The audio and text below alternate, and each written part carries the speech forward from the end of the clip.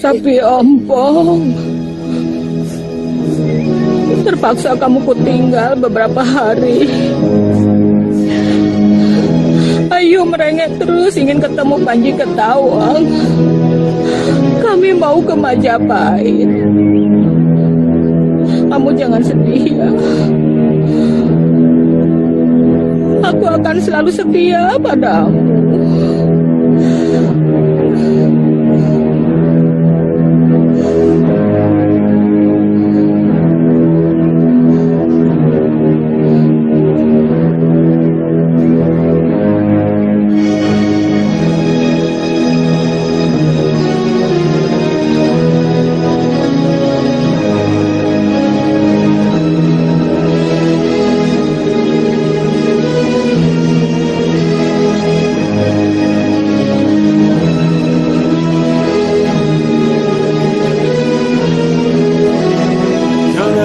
Suara kalau syairku sedang bicara, karena suaraku ingin memutar balik cakra dunia.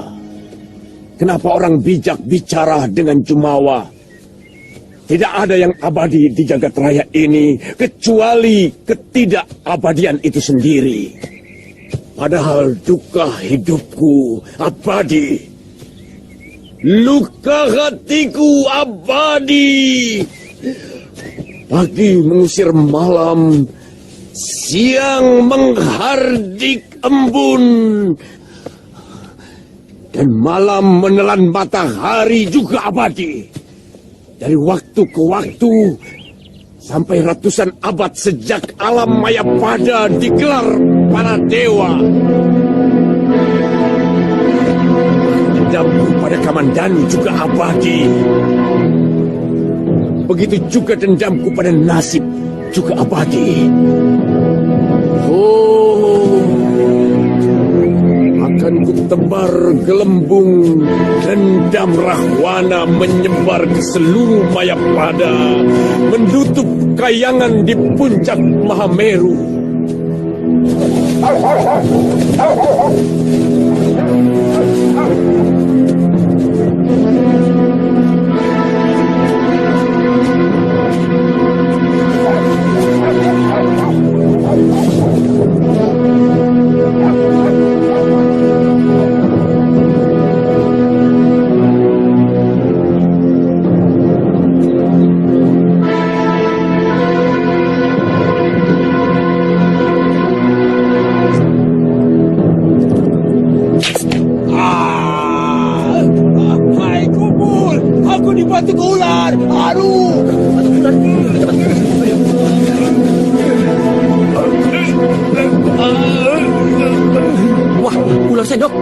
Bahaya, cepat ikat yang keras di atas lututnya dan segera cari dukun. Cepat ikat, goblok. Cepat cari dukun, cepat. Mungkin di desa terdekat.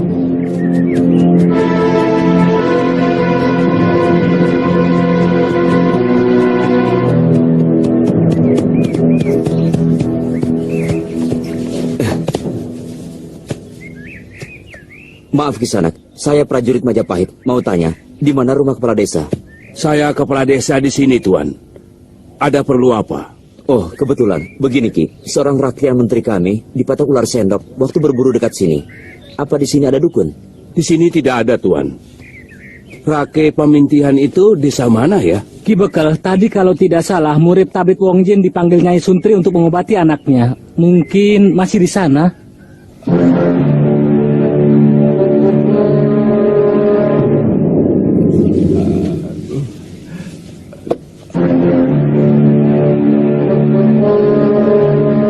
Gusti, Rasembuyu sudah datang. Suruh cepat dia masuk. Saya sudah tidak tahan.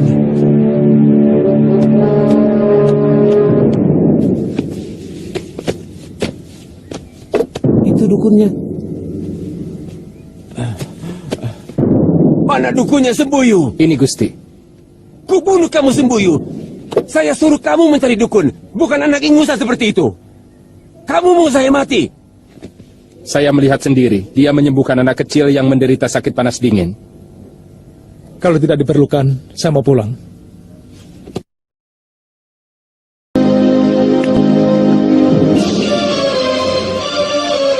kematian adalah hidung indah kehidupan. Mayapada murni wajahmu dengan darah. Kematian dalam nafasku. Kematian di setiap langkahku. Ajar. Kamu sengaja mencari gara-gara, anak geblek. Jangan salahkan Raga Runting kalau akan menghukummu. Siapapun namamu, aku tidak pernah peduli. Akan kubuktikan bahwa pendekar syair berdarah akan menguasai seluruh jagat persilatan. Sana, yuk, sana.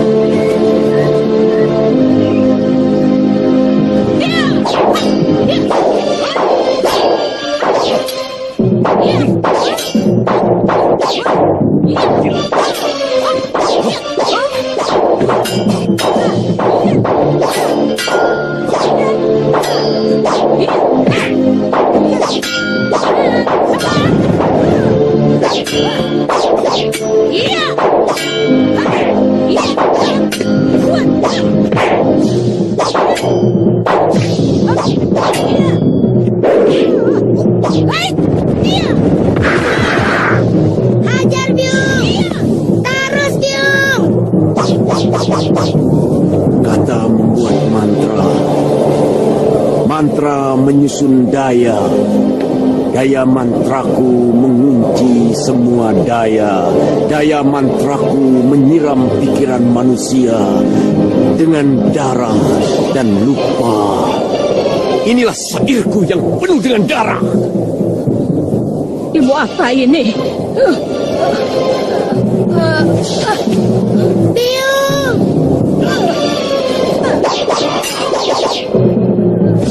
Biung!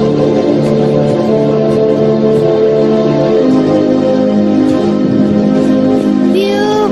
Biung jangan mati, Biung! Biung! Biung jangan mati, Biung! Biung! Biung jangan mati, Biung! Kenapa paman membunuh biung saya? Biung saya kan tidak pernah jahat sama paman. Biung cuma mengambil air untuk minum. Paman juga mau membunuh saya.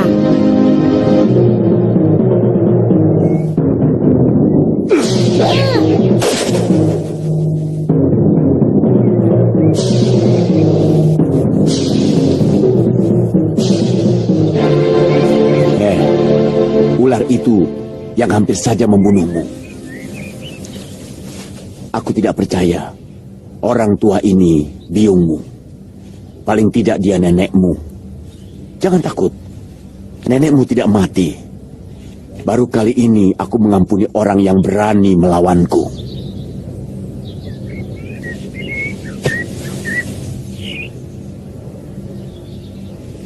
Aku memimpikan lautan darah menggenangi mata kakiku.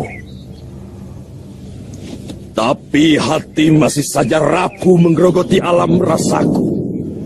Aku mimpikan 1000 tangan dewa mencekik urat nadiku. Dan segera kuarungi lautan api nerakamu.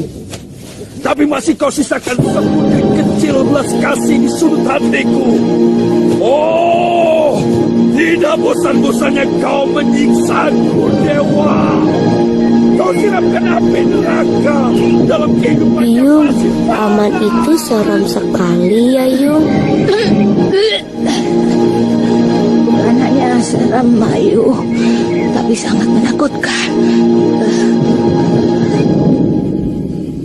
Tanca, ingat, kau harus bisa membawa diri.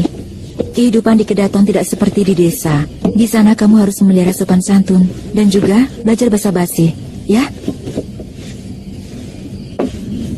Sebenarnya saya lebih suka tinggal di desa ini, Kakak Mai. Terus terang, saya sangat berat harus meninggalkan Kakak Mai. Tanca, kau harus mulai untuk menghadapi hidup ini. Kau harus sudah mulai berani mengawali kehidupan sendiri. Tapi di sana saya tidak punya teman, Kakak Mai. Kawanmu itu adalah kebaikanmu sendiri. Kalau kau selalu berbuat baik kepada semua orang, maka kawanmu akan banyak. Tetapi kalau sebaliknya kau jahat, maka musuhmulah yang jumlahnya justru banyak. Bagaimana kalau saya usulkan kepada Tuan Dia Halayuda supaya Kakak Mesin diajak ke Majapahit? Akan saya bilang kepada Priagung itu bahwa Kakak Mesin jauh lebih hebat dari saya. Lalu siapa yang mengobati orang-orang desa di sekitar sini? Mereka lebih memerlukan pertolongan karena kebanyakan orang kurang mampu. Sementara di Kutaraja, saya yakin banyak sekali tabib yang mencari nafkah dengan mengobati orang.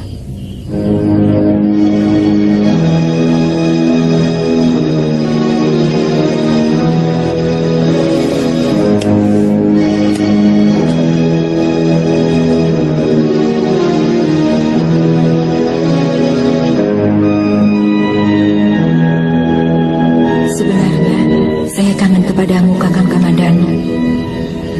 Saya dengar Kakang sudah enak di sana. Tapi saya takut mengganggu kebahagiaanmu dengan Sakawuni.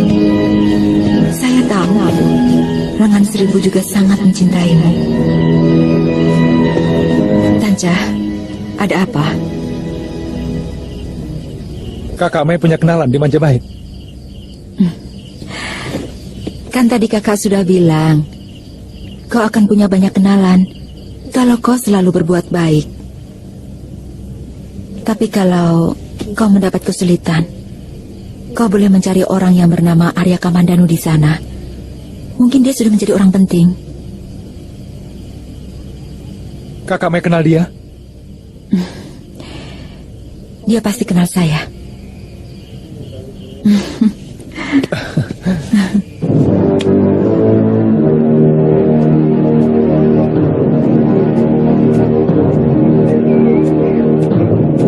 Sampai sekarang, Halayuda belum melaporkan apa yang telah mereka lakukan kepada keluarga Gajah Biru, Gusti. Saya dengar dari Empu Wahana, dia malah sedang berburu di hutan dekat Pasuruan. Mungkin dia salah menafsirkan sabdaku tentang penghukuman kepada kerabat Paman Gajah Biru yang katanya mau membunuhnya itu sebagai hak mutlak tanpa memberitahukan pada saya. Ada orang dalam kepatihan yang melihat Kamandanu dan Sakawuni kemarin sore sudah pulang, Gusti. Mungkin hari ini dia Halayuda juga akan datang. Kalau begitu, perintahkan semuanya menghadap saya di balai persemuan, termasuk Kamandanu dan Sakawuni. Baik, Gusti.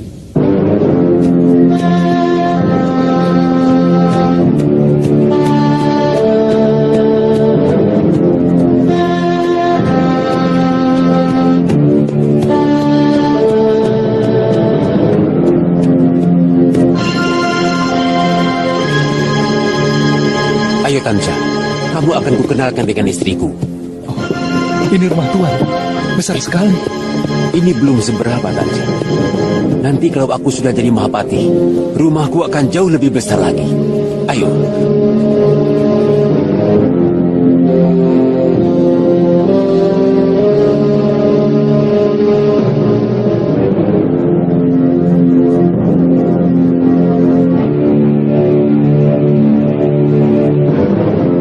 Desa ini seperti ketakutan. Sebenarnya ada apa ke sana? Bukan takut, tapi waspada. Iya, ada apa? Nyai orang mana? Orang Gunung Melirang. Mau kemana? Malah kamu yang tanya. Pertanyaan saya belum kamu jawab. Ditanya baik-baik kok marah.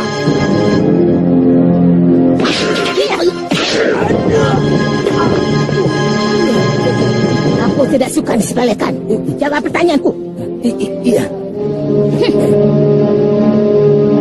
Begini, tadi malam ada pendekar gila. Dia membunuh 3 orang penduduk desa Hanyiru ini. Makanya seluruh penduduk waspada kepada orang asing. Kamu bilang? Pakaiannya dekil dan bau. Dia suka melantunkan syair. Ini pernah menjumpai pendekar gila itu. Pendekar syair berdarah. Dia manusia kejam yang pernah aku jumpai. Hati-hati. Sebaiknya jangan berurusan dengan orang itu. Ya. Biung takut pada paman jahat itu. Tidak. Yang Biung takutkan kalau sampai anak cantik ini tidak punya Biung lagi. Lalu kita pulang ke Randuwadon lagi. Betul. Kalau Biung sudah sehat, kita pergi ke Majapahit. Setuju?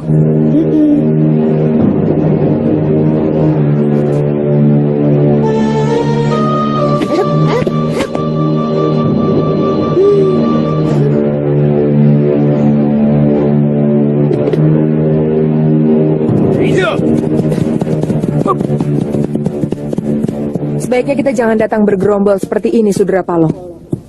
Paling tidak aku harus selalu sendirian. Karena sampai saat ini, aku masih dinyatakan sebagai penjahat. Dan terus-menerus mereka awasi. Aku takut kalian bisa ikut dicurigai. Padahal kita masih memerlukan gerak yang leluasa.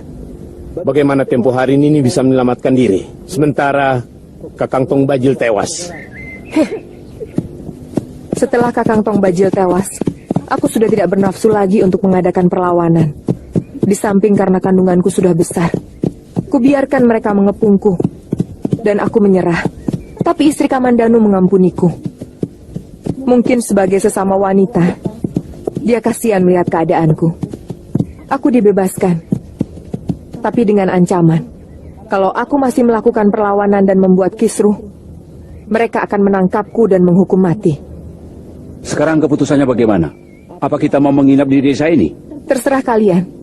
Kalau tidak salah, desa ini bernama Hanyiru. Aku yakin mereka tidak akan mengenali aku. Tapi biar bagaimanapun, kita harus tetap terpisah. Sekarang, apakah kalian yang akan menginap di sana? Sementara aku menginap di dalam hutan, atau sebaliknya? Sebaiknya kita semua menginap di desa, tapi seolah kita tidak saling mengenal. Itu juga bagus. Besok pagi, aku menunggu kalian di pasar desa. Kita lihat, apakah desa ini memungkinkan kita gunakan untuk menyusun kekuatan. Apakah tidak terlalu jauh dari kota Rajen ini? Memang. Tapi sebaiknya untuk langkah awal kita jangan terlalu mencolok. Sekarang, sebaiknya kalian masuk dulu. Begitu gelap, aku akan menyusul.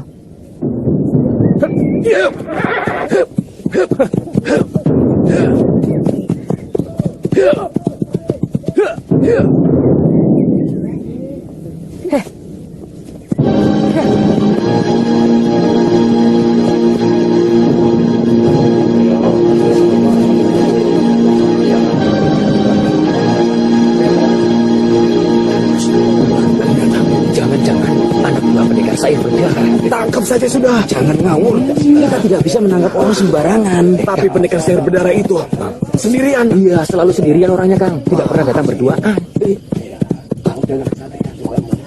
Tunggu. Diam. Kisanak mau kemana? Kami dari pendukuhan di Tengger, mau ke Majapahit, tapi kemalaman. Kami berniat menginap di sini. Jangan boleh kelurah. Jangan-jangan dia orangnya pendekar syair berdarah. Berbahaya, Ki.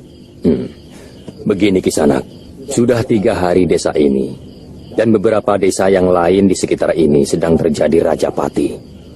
Puluhan penduduk sudah banyak yang menjadi korban oleh keganasan pendekar bernama Syair Berdarah. Kami tidak mau untung-untungan hanya karena menerima Kisanak menginap di sini.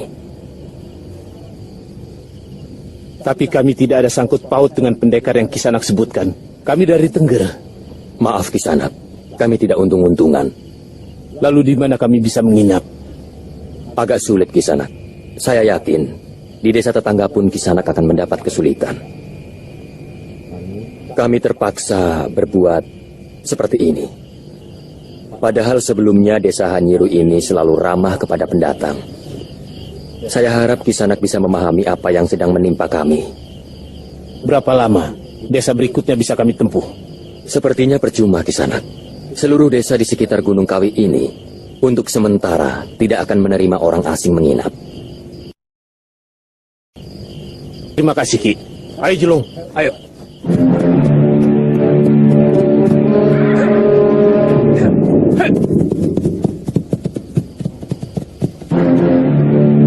Siapa yang jaga di gerbang desa? Sudah berangkat ke lurah, ada 7 orang. Kenapa kedua orang itu bisa masuk ke sini? Mungkin mereka lewat sawah. Biasanya kalau mau ke gerbang desa, kami memang selalu memeriksa sekitar pinggir desa. Kemana Nini Sambi? Kita lupa membicarakan kalau terjadi hal seperti ini. Jadi, Kita menginap di dalam hutan. Besok pagi kita temuin Nini Sambi di pasar desa. Kita cari tempat yang sedikit terbuka. Rembulan timbul tenggelam tiap malam,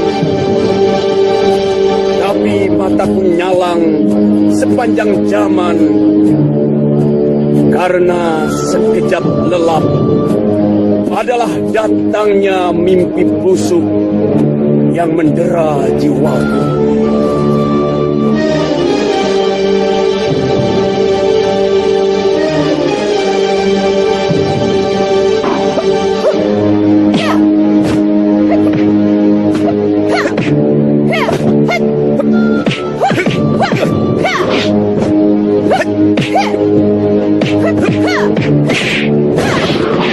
Jangan ikut campur Garangan. Aku ingin melumatkan orang gendeng ini dengan tanganku sendiri. Jumawa.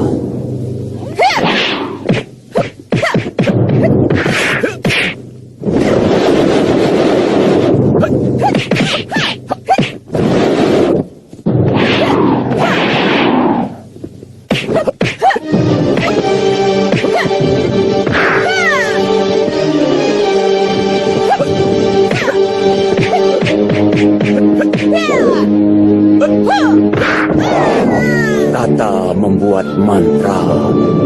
Mantra menyusun daya. Daya mantraku mengunci semua daya. Daya mantraku menyiram pikiran manusia dengan darah dan lupa.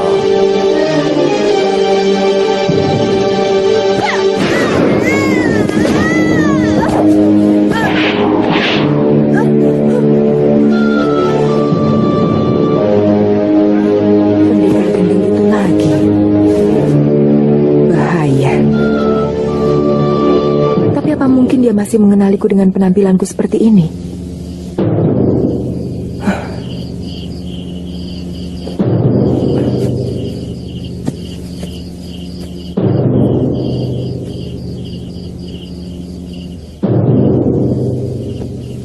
Kalau aku mampu mempengaruhi pendekar gendeng itu, pasti Kamandanu dengan mudah bisa disingkirkan. Kidungnya memiliki daya lumpuh yang sangat hebat.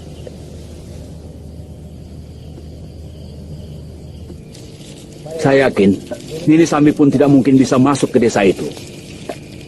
Jangan-jangan dia menginap di dalam hutan ini. Mungkin untuk seorang wanita, perlakuan penduduk desa akan berbeda. Biasanya mereka akan kasihan dan membiarkan Nini Dewi menginap. Meskipun barangkali dengan pengawasan yang ketat. Mudah-mudahan begitu, tapi kita berpapasan.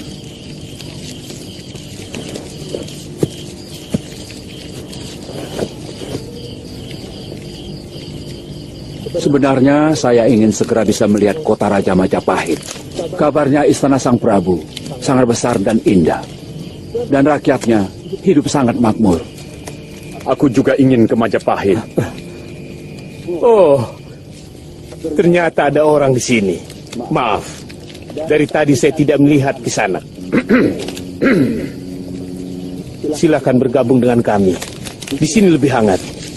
Kisanak pasti bukan penduduk desa itu. Makanya tidak diperbolehkan masuk. Aku bisa kalau aku mau. Tetapi malam ini aku sedang malas diganggu. Kalian pendekar.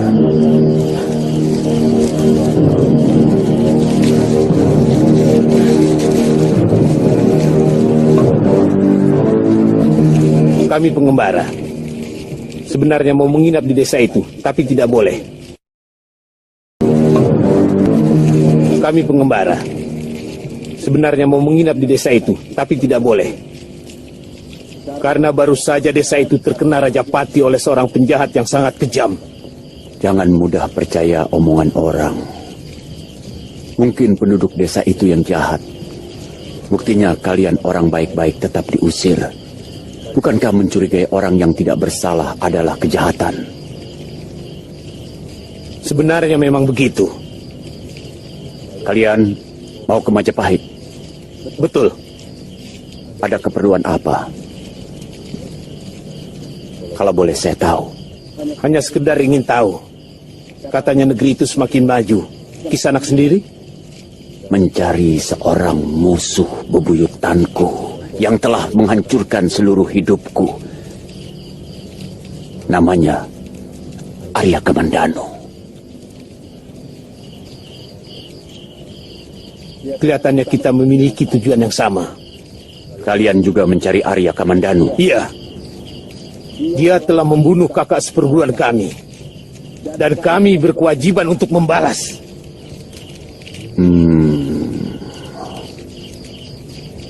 Kalian telah berbohong kepadaku. Ternyata kalian bukan sekedar pengembara. Aku tidak suka ditipu. Sepanjang pengembaraanku sudah puluhan orang yang kubunuh karena berani membohongiku.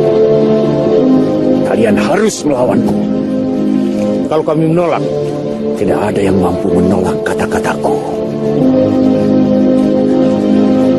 Siapa kamu sebenarnya? Aku anak haram kegelapan. Pendekar saya berdarah. Lahir Biar Rajapati itu. dari dendam. Dia bukan orang sembarangan. Yang mendekam dalam rahim kenistaan berlaksa warsa.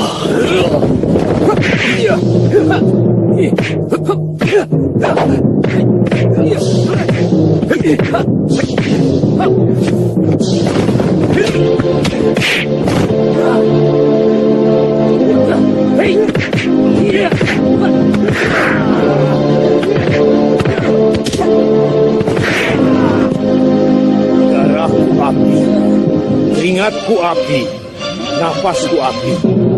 Semua keringatku api.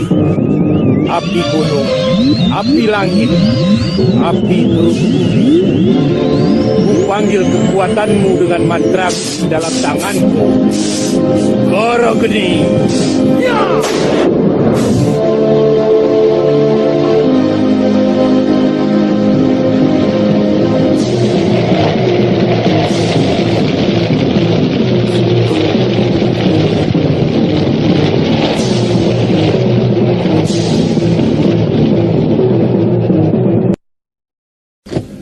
Keling Kakang, beberapa kali utusan Gusti Prabu menanyakan Kakang. Ini semua pasti ulah Pati Nambi. Agak ke atas sedikit. Baik, Gusti. Gusti Prabu sudah menyerahkan segala sesuatunya kepada saya. Kenapa sekarang saya harus melapor? Yang saya cemaskan, kalau Kamandanu dan Sakawuni menceritakan bahwa kita sudah membantai wanita dan anak-anak. Kita harus tetap pada pendirian kita. Bahwa istri Gajah Biru melawan kita.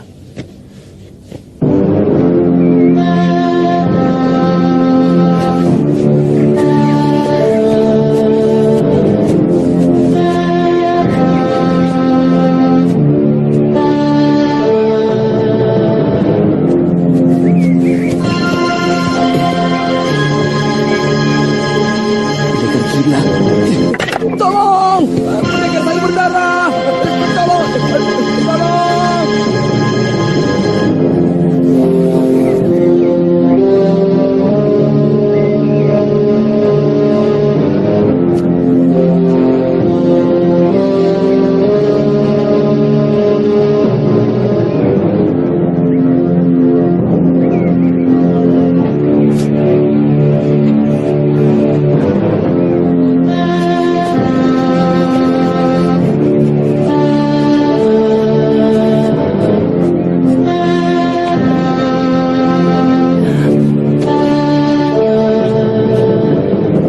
Kisanak. Saya mau dibunuh orang-orang desa itu.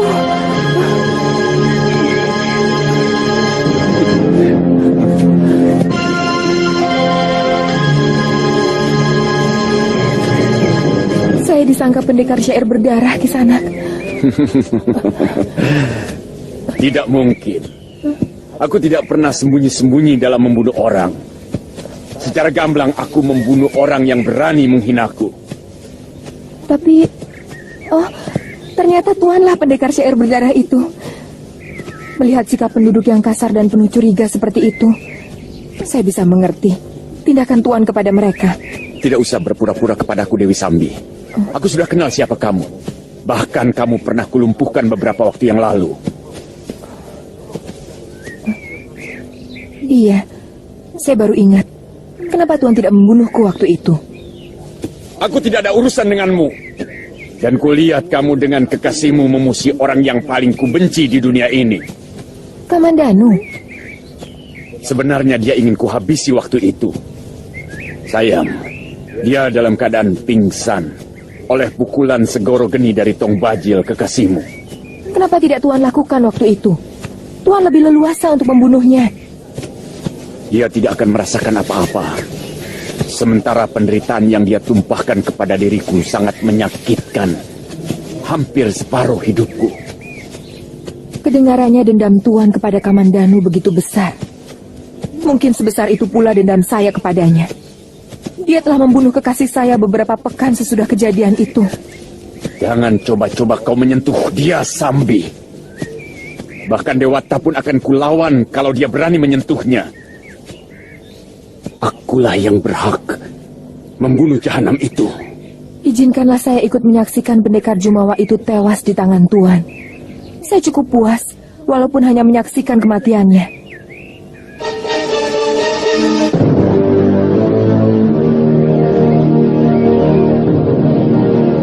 Tuan mau kemana? Bukan urusanmu. Saya dengar dari Kamandanu, kamu melakukan hal yang tercela, Tumenggung. Maaf, hamba kurang mengerti, Gusti Prabu. Katakan, Kamandanu. Seorang wanita tanpa senjata dan 3 orang anaknya yang masih kecil-kecil telah dibantai oleh tentara kita tanpa belas kasihan. Ampun, Gusti Prabu. Mungkin Kamandanu tidak tahu bahwa wanita itu adalah istri Gajah Biru. Dan 3 orang anaknya itu adalah anak Gajah Biru. Saya sangat tahu Tuan Halayuda. Artinya kamu pun tahu bahwa dia adalah pemberontak yang sedang menyiapkan untuk membunuh saya. Seorang Nayaka Majapahit. Maaf, apa sudah dibuktikan bahwa orang yang mau membunuh Tuan adalah perintah dari istri Gajah Biru? Kenapa istri Gajah Biru ikut melarikan diri kalau memang tidak bersalah? Dugaan saya. Jangan menduga-duga. Tidak bersalah. Jangan menduga-duga. Usaha pembunuhan kepada saya adalah kenyataan, bukan dugaan. Apakah istri Gajah Biru dengan 3 orang anaknya yang mau membunuh Tuan? Siapapun bisa mengupah orang untuk melakukan pembunuhan. Dan menurut Undang-Undang Kutara Mandawa, itu sama hukumnya dengan pembunuhnya sendiri. Kalau memang istri Gajah Biru mau membalas dendam, kenapa baru sekarang? Ingat peristiwa penumpasan Gajah Biru dan juga Paman Lembu Sora? Sudah berlangsung sangat lama. Lebih dari 5 tahun. Keliru kalau hal itu kau tanyakan padaku, Kamandanu. Mestinya kamu tanyakan kepada perempuan itu. Kemudian, bagaimana dengan kedua putrinya? Apakah mereka mengupah orang untuk membunuhmu? Tuan Nambi, tidak bijak sesama Nayaka. Tuan menyudutkan saya. Saya peringatkan, Tumenggung, bahwa tindakan pasukanmu dengan membantai 2 putri Gajah Biru adalah tindakan sangat tidak terpuji. Memalukan. Ini tidak boleh diulang lagi, mengerti? Maaf, Tuan Patih. Saya berjanji untuk lebih mengawasi dan memperingatkan bawahan saya. Sebenarnya, yang ingin saya serahkan kepada Halayuda adalah menghukum orang yang mau membunuhnya. Itu saja. Artinya, laporan tentang penangkapan ataupun penghukuman harus segera kamu laporkan kepadaku. Karena tentara yang membantumu adalah tentara Majapahit, bukan tentara pribadimu. Ampun Gusti Prabu. Saya mohon maaf atas kealpaan saya. Terus terang, rasa lega karena mampu menghancurkan musuh dalam selimut itu membuat saya agak lupa diri. Sehingga saya lupa melapor kepada Gusti. Alih-alih pergi berburu.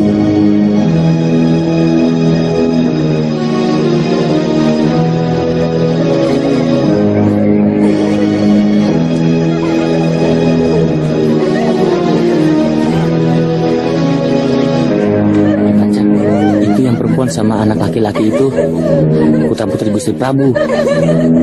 Yang putri cantik ya. Saya takut ketahuan, Panji. Tidak apa-apa. Aku sering mengintip di sini. Kadang-kadang mereka mandi di kolam yang di sebelah sana. Hei, kurang ajar. Lagi-lagi kamu malah mau teman. Penjaga, tangkap anak itu.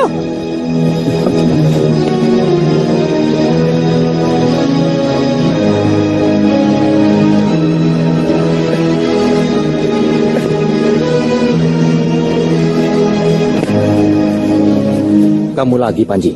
Yang satu ini siapa? Ini Ratanca.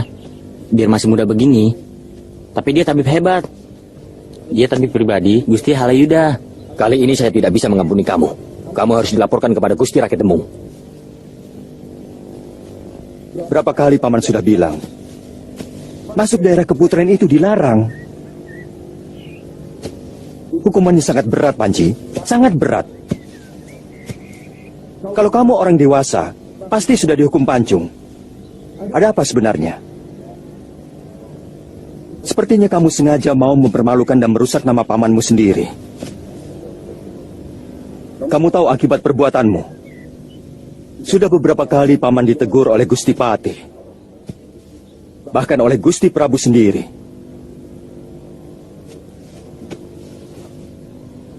Kamu membenci paman.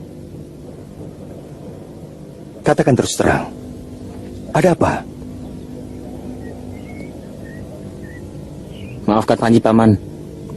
Sebenarnya Panji hanya ingin melihat putra-putri Gusti Prabu. Pakaiannya bagus-bagus. Kenapa? Kamu ingin mempunyai pakaian seperti mereka? Semua kawan Panji pakaiannya bagus-bagus. Putri Gusti Rangga, Putra Empu Wahana. Kenapa Paman tidak mampu membelikan Panji seperti mereka?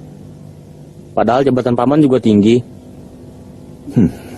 Panji, pamanmu tidak suka kalau kamu mempunyai pikiran seperti itu. Itu namanya dengki. Iri hati. Apa tidak boleh Panji mempunyai keinginan? Panji, orang yang baik hanya menginginkan sesuatu yang sesuai dengan kemampuannya. Kamu pasti masih ingat cerita katak yang ingin menjadi lembu?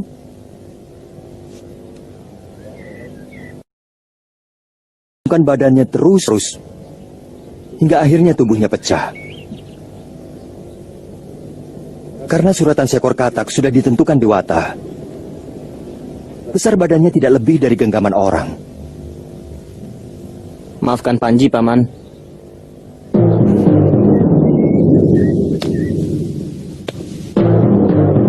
Sebenarnya terlalu mengada-ada. Dimanapun, dalam pertempuran ataupun penyergapan ke sarang musuh, kita tidak bisa menghindari kesalahan semacam itu.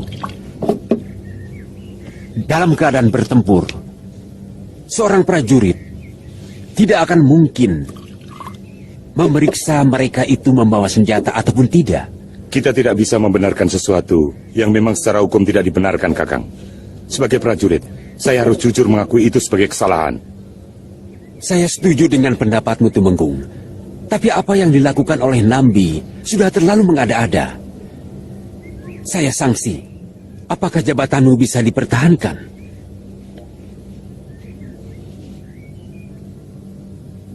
Apapun keputusan dari Patih Nambi, akan saya terima dengan tulus. Selagi itu merupakan keputusan Gusti Prabu. Saya tidak akan membiarkan kedengkian merajalela di Majapahit. Saya akan membelamu mati-matian, Tumenggung. Saya sangat tahu kesetiaanmu pada negara.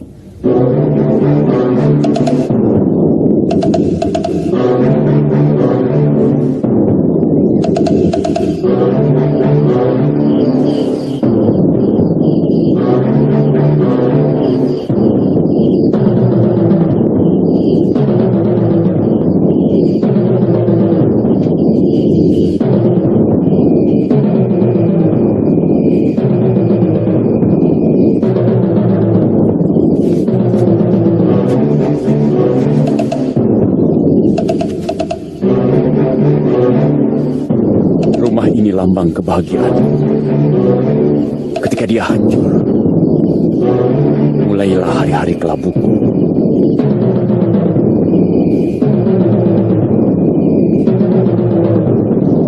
Kau Dwipangga, kau benar-benar bukan anakku. Kau anak setan.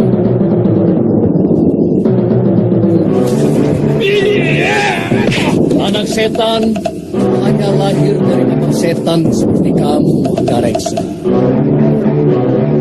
Bahkan anak kandung sendiri pun tidak takut.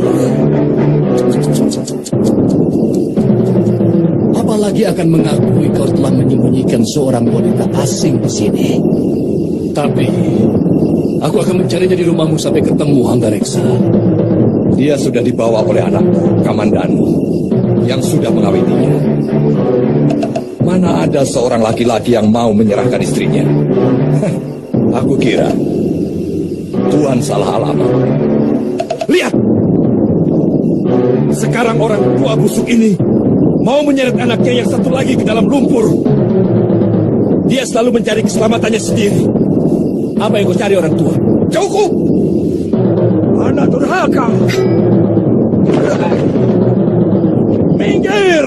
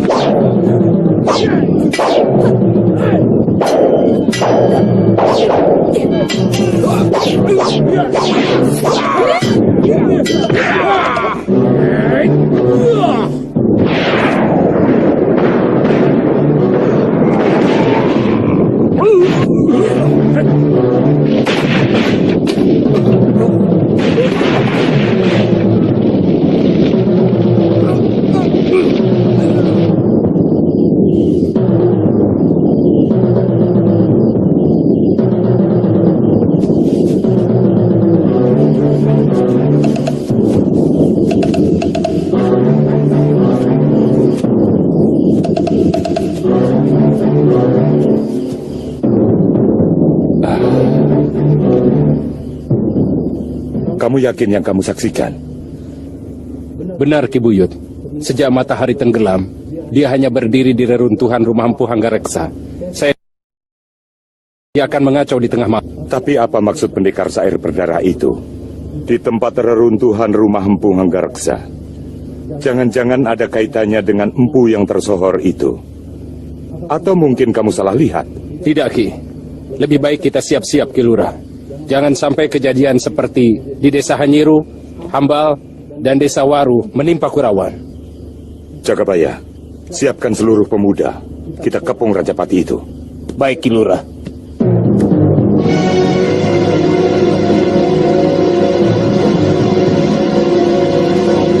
Kau tahu arti sebuah dendam, Sambi?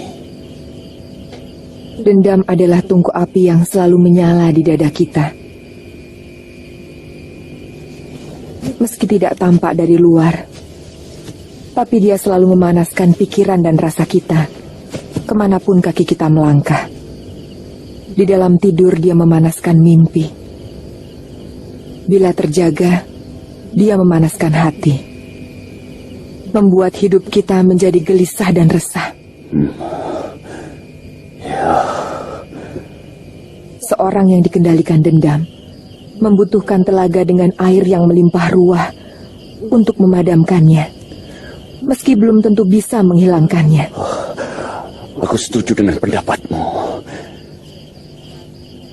Dendam adalah api neraka yang menyala di hati dan pikiran kita.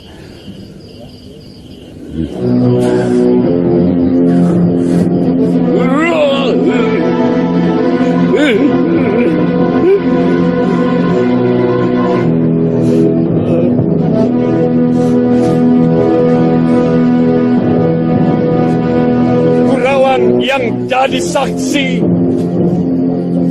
karena dendam kesumatku bermula dari sini.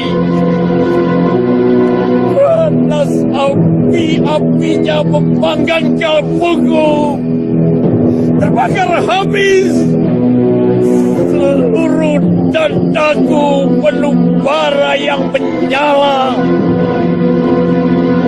Tidak akan padam meski disiram dengan seluruh air telaga. Hanya kenangan darah yang mampu meredam. Meski tidak akan membuat padam. Mayapada, akan kulumuri wajahmu dengan darah. Kematian dalam nafasku, kematian di setiap langkahku. Hei Sarkam, jangan lari, pengecut! Itu orangnya Ki Buyut. Suruh anak buahmu pulang, Buyut Tepus Rana. Kisanak mengenalku. Rupanya kau yang menjadi lurah desa sekarang. Aku mengenal Kurawan sampai ke batas-batas desanya. Karena itu tidak usah memancing kemarahanku. Cepat, suruh anak buahmu pulang. Apa tujuanmu kemari? Aku tidak mau rakyatku kau jadikan korban nafsu membunuhmu. Aku tidak pernah menyakiti seekor semut pun, kecuali kalau dia berani menggigit kulitku. Aku tidak mau menyiram desaku sendiri dengan darah penduduknya. Karena itu, singkirkan mereka dari hadapanku. Dia mengaku sebagai penduduk di sini. Jangan percaya, mana ada penduduk seperti itu. Jangan-jangan titisan dari penduduk Kurawan yang mati penasaran. Tidak ada titisan-titisan. Dia pasti Rajapati yang menyebarkan kematian di desa Hanyiru dan desa Hambal. Kita serang saja.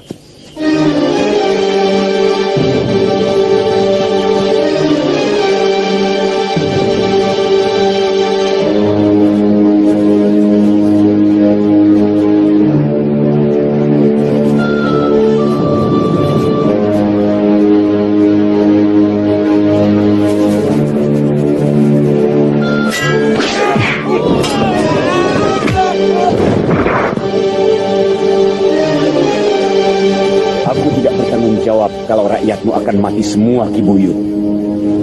Kuperingatkan sekali lagi, kalian bukan tandinganku. Bahkan para wasu pun tidak akan mungkin bisa menandingi kesaktianku. Kelihatannya dia tidak main-main Jagabaya. Suruh anak-anak kembali ke balai desa. Baik, Ki.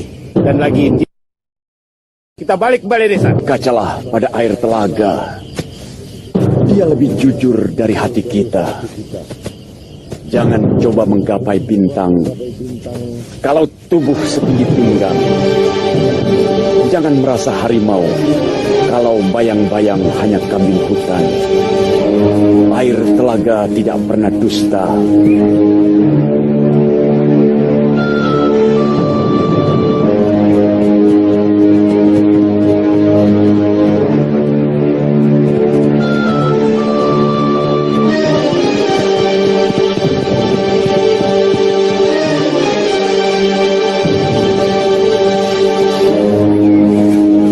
Ada dua orang yang mencurigakan. Dia berkuda ke arah timur kota. Apa yang kau curigai? Penampilannya agak aneh.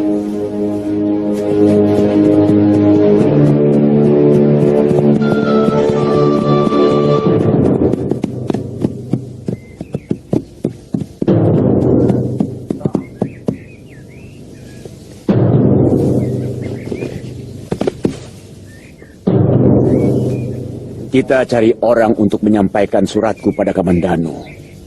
Kalau dia benar-benar ksatria, dia akan menerima tantanganku.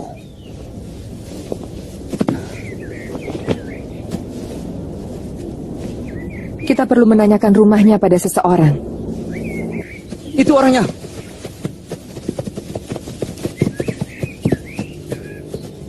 Dari mana kalian? Dan apa tujuannya datang ke kota raja?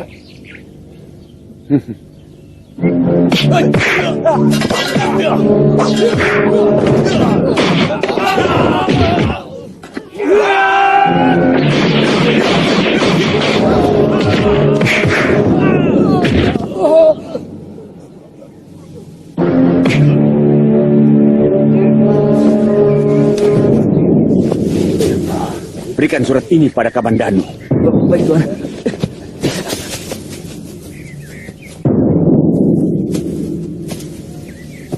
Kita lihat, apa Kamandanu berani menjawab tantanganku. Kenapa surat itu tidak segera kamu sampaikan?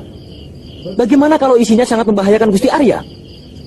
Saya takut dan terus terang kami malu karena begitu mudah dikalahkan oleh kedua pendekar itu. Bodoh!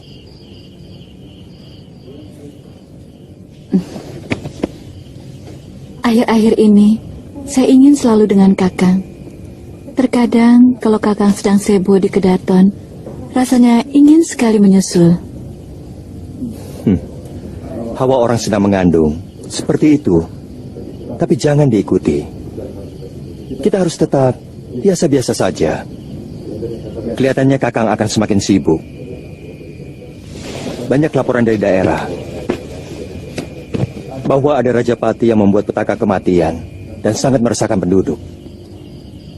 Tugas itu tidak harus untuk Kakang. Banyak pendekar dan senopati yang mumpuni di Majapahit ini. Saya tidak bisa menolak sebuah tugas. Bagaimana kalau kita tangani bersama seperti dulu? Siapa? Maaf, Gusti Arya.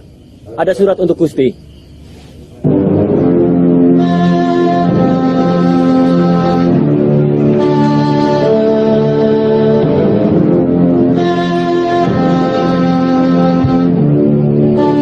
Ada apa? Maaf, Gusti. Siang tadi kami mencurigai 2 orang pendekar, tapi kami dikalahkan mereka. Dan salah seorang dari mereka menyuruh hamba membawa surat ini untuk Gusti.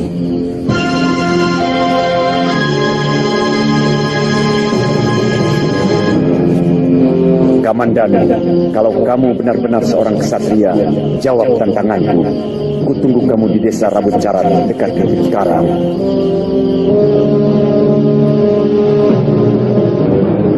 Kamu ingat orangnya seperti apa?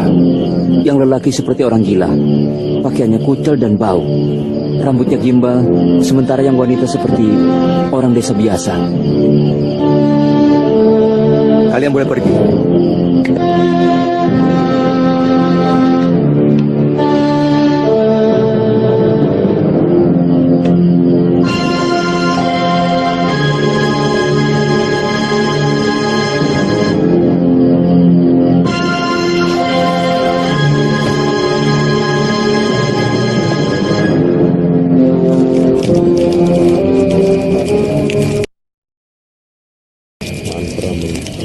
Kata membuat mantra. Mantra menyusun daya. Daya mantraku memanggil demit.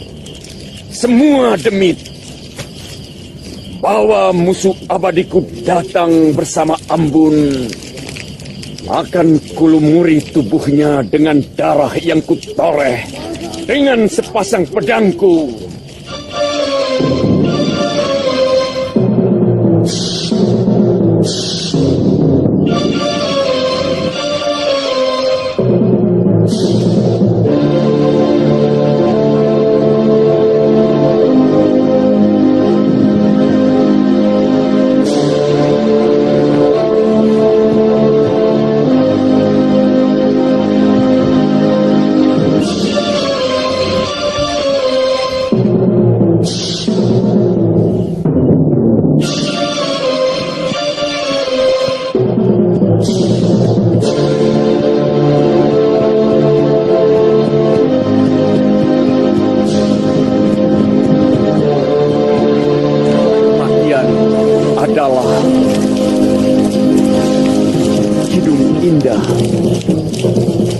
Dalam hidupku,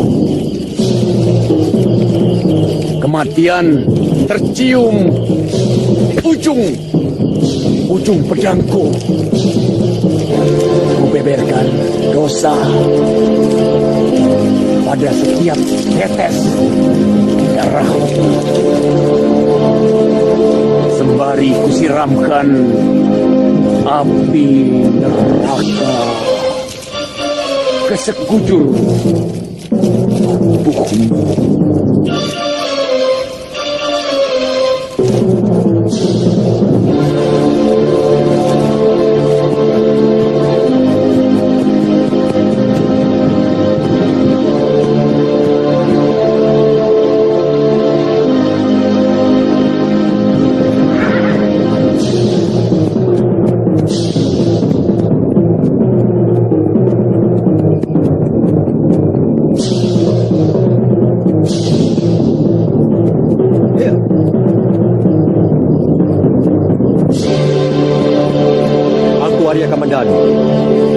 Kalian yang menantangku.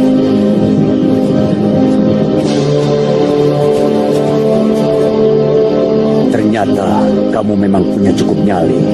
Sambil, ternyata kamu di belakang semua ini. Matamu tajam, Kamandanu. Menyesal aku mengampuni kamu waktu itu. Sekarang siapa yang jadi pelindungmu? Aku yang menantangmu. Aku yang menggumpalkan dendam menggunung dalam dadaku.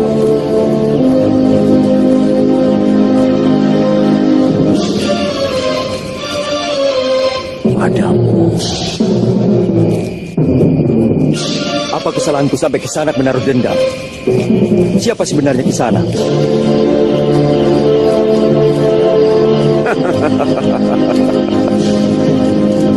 Kamu akan tahu siapa aku ketika nyawamu sudah hampir lepas dari tubuhmu. Cepat, cabut pedangmu.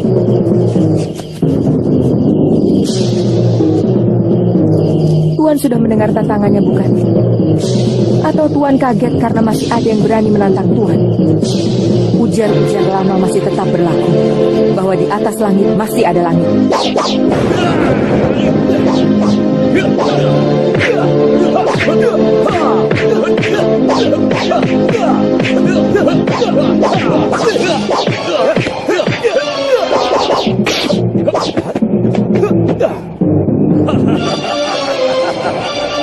Kaget. Itu baru peringatanku yang pertama dari 1000 seranganku yang dahsyat. Mayapada, akan kulumuri wajahmu dengan darah. Manusia yang paling terkutuk. Kematian dalam nafasku. Kematian di ujung-ujung pedangku.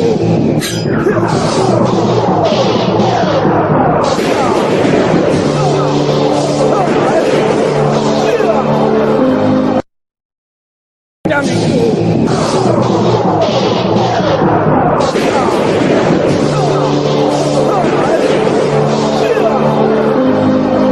Kata membuat mantra. Mantra menyusun daya. Daya mantra